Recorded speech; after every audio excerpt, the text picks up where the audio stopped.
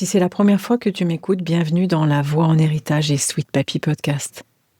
Ici, sache que je dépose ce que la vie, l'amour et la fin de vie m'ont transmis. Alors aujourd'hui, je veux te parler de ces journées si précieuses, celles qu'on croit ordinaires, mais qu'on vit avec cette conscience qu'on a au fond du cœur. Et si c'était la dernière? Avec Sweet Papy, c'était ça. Chaque fois que j'allais le voir, c'était peut-être la dernière. Et c'est pour ça que chaque fois, c'était aussi la plus belle. Bienvenue dans la saison 5 de Sweet Papy Podcast. Et si je te disais que dans l'accompagnement de fin de vie de nos proches, il existe parfois des instants comme suspendus, où tu découvres une force en toi que tu ne soupçonnais pas. Alors avant que mes souvenirs ne s'effacent, j'espère devenir ton miroir, celui qui éclaire tes choix, tes fragilités, ta façon d'aimer, que tu sois aidant ou professionnel du soin. Alors abonne-toi pour ne rien manquer de ces instants de passage. Je me revois dans la voiture, sur le chemin de l'EHPAD. Je faisais plus de 600 km, plus de 5 heures de route pour imaginer ce moment, cette joie des retrouvailles. J'avais le temps en 5 heures. J'avais souvent mis un petit peu de parfum, je m'étais fait belle, comme à chaque fois. Un peu de musique aussi, celle qu'il aimait, et puis celle qui me donnait du courage. Et étonnamment, plus j'approchais, plus mon cœur battait. J'avais cette impatience d'enfant, cette joie fébrile de la gamine qui allait faire une belle surprise à son père. Parfois, ça faisait 2-3 mois que je ne l'avais pas vu, et puis des fois, c'était juste 3-4 semaines. Mais ce temps était si long, si long. Quand je passais la porte de sa chambre, il levait les yeux. « Oh, t'es déjà là, toi ?» Ce déjà me faisait fondre à chaque fois. Il croyait que j'étais venue la veille, et d'une certaine façon, c'était vrai. J'étais toujours restée là, quelque part près de lui. Son sourire, sa main, son regard qui pétillait. J'adorais ce moment où il disait aux infirmières ou à l'aide-soignante « C'est ma fille !» Ces instants-là avaient la douceur d'un miracle. C'était les plus belles journées de ma vie. Parce que je savais qu'elles ne reviendraient peut-être plus.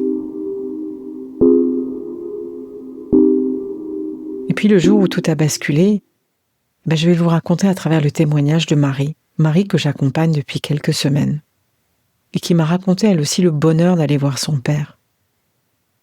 Et puis un jour, m'a-t-elle dit, tout a changé. Le même couloir, la même lumière d'après-midi, toujours la petite odeur de soupe tiède dans le couloir, mais son regard, lui, s'était voilé. Tu sais, Anne, il ne m'a même pas reconnue. Pas tout de suite, en tout cas. Il avait l'air en colère, il était presque en panique. Alors j'ai attendu, comme on attend le lever du soleil. Quelques secondes interminables. Et puis bizarrement, sa main a cherché la mienne, et là j'ai compris.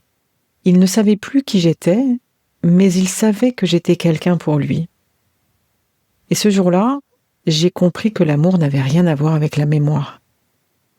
Finalement, il y a des liens qui survivent à l'oubli, des présences qu'on reconnaît autrement, par la peau, par le silence, par la chaleur d'une main. Alors ce jour-là, m'a-t-elle dit, il m'a reconnue sans savoir mon nom. Et moi, je me suis reconnue à travers lui. Celle qui pouvait aimer sans être reconnue. Et ça, je l'ai accepté. Depuis ce jour, j'ai appris à vivre ces moments autrement.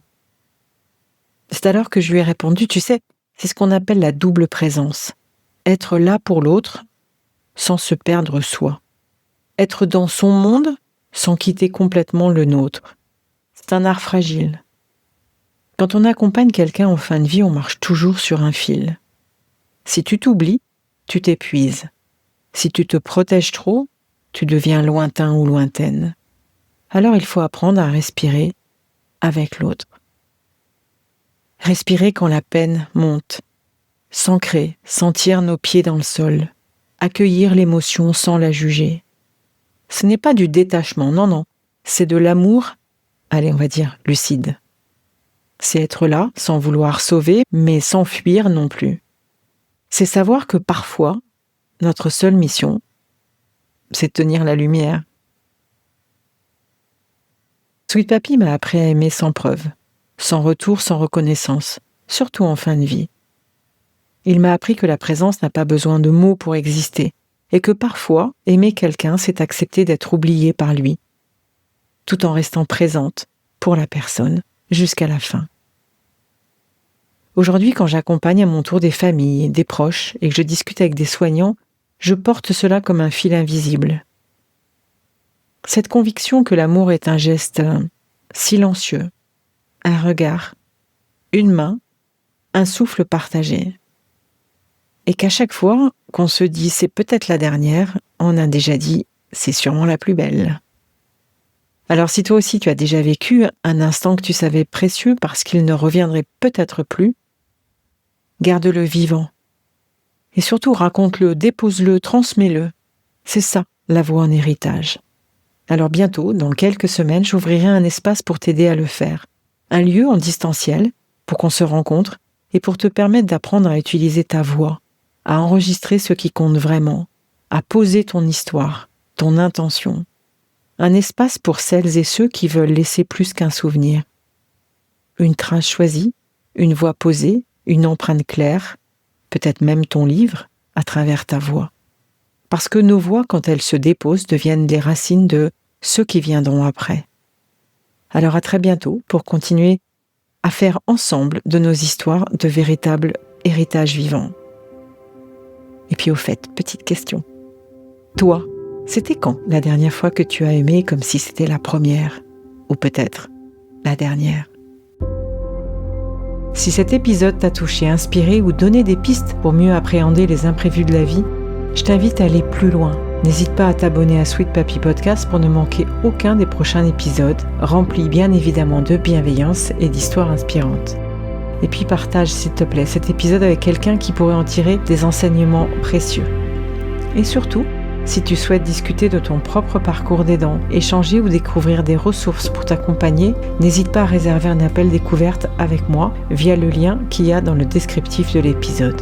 Sache que ton histoire, ton expérience et tes questions méritent d'être entendues. À très bientôt et prends soin de toi.